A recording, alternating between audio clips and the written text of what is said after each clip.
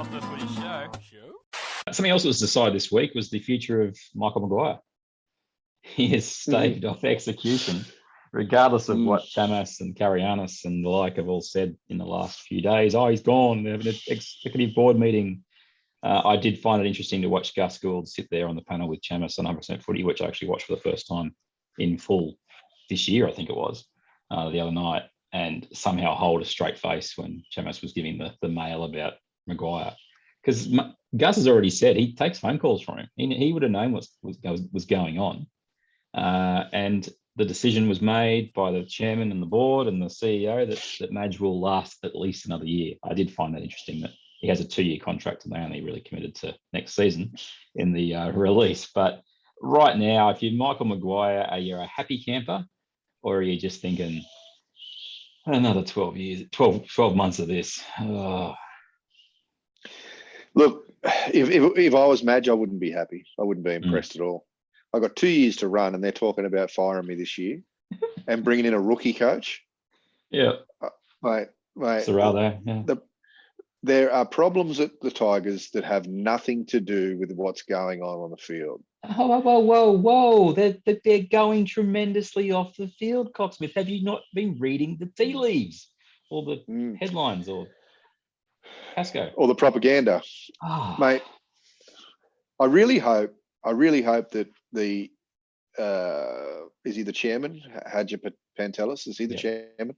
Yeah. I really hope that he he's obviously a brutally smart individual, but I hope he takes the blinkers off and has a look around and canvasses opinion, not just listens to what's being fed to him, but absolutely gets out there and starts to sniff around the office, sniff around whoever else is on the board, sniff around the CEO's chair, maybe not too close to the CEO's chair, and brings Tim Sheens in to have a good look around.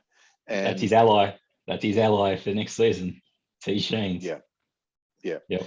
I don't think Madge is the problem, mate. I think there's other problems there. Obviously, they're recruiting, and Ivan didn't leave him any favours either when he recruited people on double and triple the pay they should have been paid. I mean, we could go through each one of them, but I mean, the three standouts for me are Packer, Mbai, and Reynolds. All got paid double what they're worth. Simple. I made a good mate of mine, who knows a lot about rugby league and has been involved in rugby league for a long time. And I don't just mean as a fan. Yeah. He sent me a message when they signed Reynolds on $850 a year, and he said, "Give me a call when you can," and I did, and we spoke. He said, "Mate," he said, "I cannot believe this." He said, "The bloke's not worth 400, and they're paying him 850." Yeah. I'm not having a go at Reynolds. Good on him. Good on him for making that money. And his agent for convincing them that that's what he could still be paid. If you can get it, good on you. Same as Packer, and Mbai. Mbai's a magician, But anyway, I mean, fair play to those players and good on them for making money and looking after their future and all the rest of it. But the club should never, ever have paid it because it was way overs. And maybe that's the only way they got them to the club. But I think Gus is right. They have to rebuild the juniors. They have to make players want to go there, not have to pay them overs to get them there. So it could be a while that they're going to rebuild, but I don't know if there'd be a better coach than Madge to do it. He's a taskmaster. Right. I just had a thought. Tim Sheens will obviously be now coaching director as well as head of football. So the Pasco Power domination is going to get impacted. It just is. That's the nature of the beast with that kind of role. For sure. Madge clearly just wants to focus on the football and the development, which is fine. Do you reckon there's a huge PR positive move that they could make if you're the Tigers? Is if Tim Sheens gets on the phone to one B Marshall and says, "Come join the staff next year. Come develop. Come work with the systems coming through. Come work with our current players." Do you reckon that is just a good idea, but B is a master stroke in terms of PR?